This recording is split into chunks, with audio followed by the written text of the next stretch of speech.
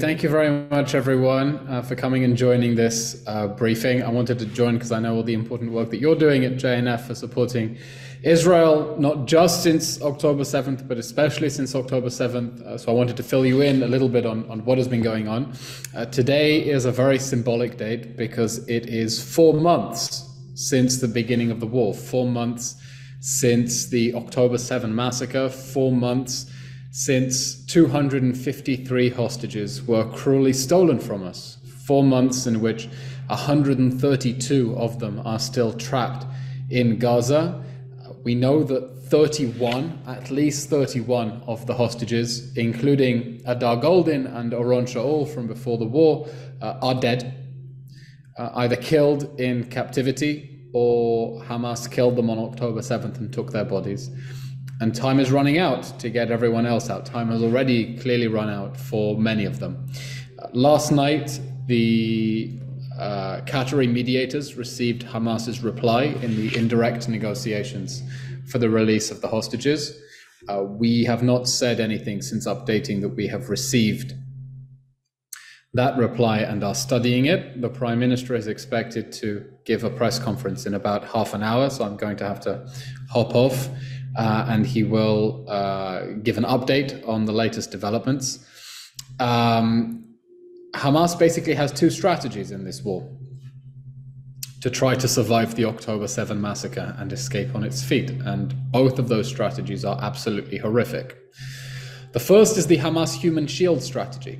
Hamas is trying to deliberately maximize humanitarian suffering in Gaza to generate international sympathy that will force Israel to end the war. That's why it spent 16 years deliberately redesigning Gaza in a way that hides its military infrastructure underneath civilian buildings, with a tunnel network 1.5 times the length of the New York subway, and tunnels poking out in schools, homes, hospitals, mosques, kindergartens, and UN facilities. Because one of three things will happen.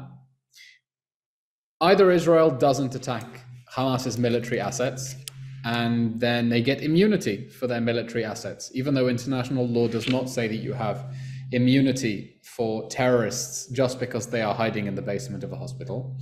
Or Israel will strike and civilians will get hurt, and that will cause international outrage and pressure to stop the campaign.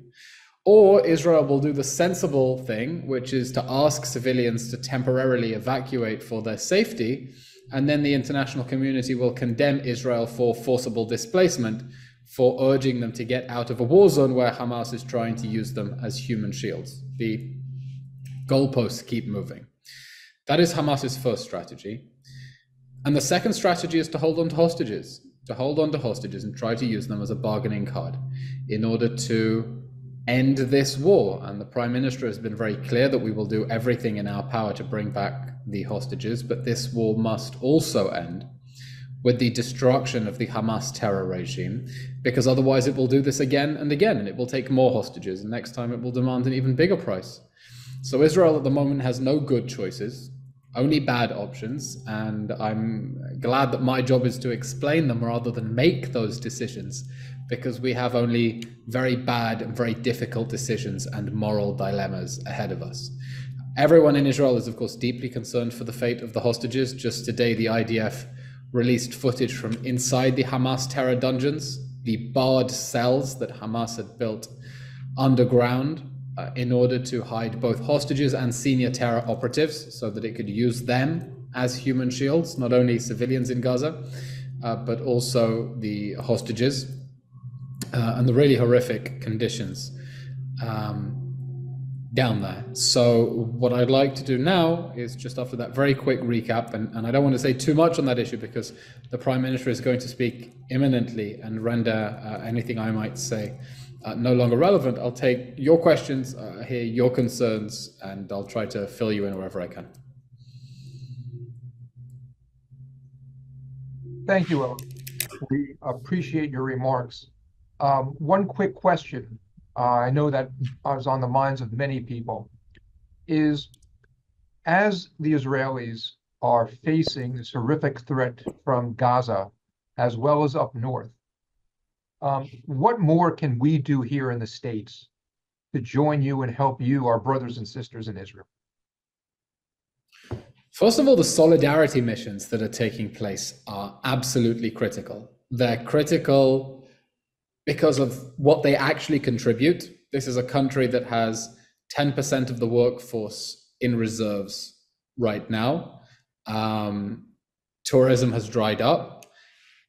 Agricultural work has come to a halt. And so when people come on solidarity missions and book a hotel, pay for a bus, tip generously at a restaurant, help to pick avocados, come and embrace the hostage families, they're making a real direct contribution to the war effort and to keeping this country going and powering it through as our people are on the front lines in the military.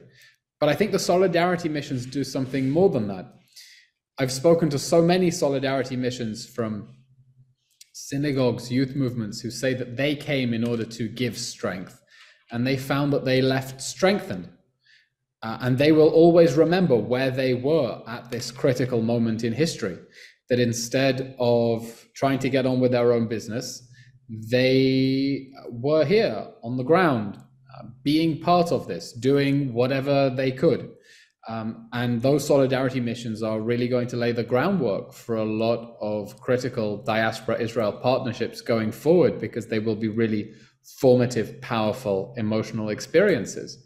And I hope that those solidarity missions will be the basis as well for people to go back home and talk about the hostages and wear the hostage dog tags and use them as an opportunity to trigger conversations with people and talk about what is happening to the hostages and what Hamas did on October 7th.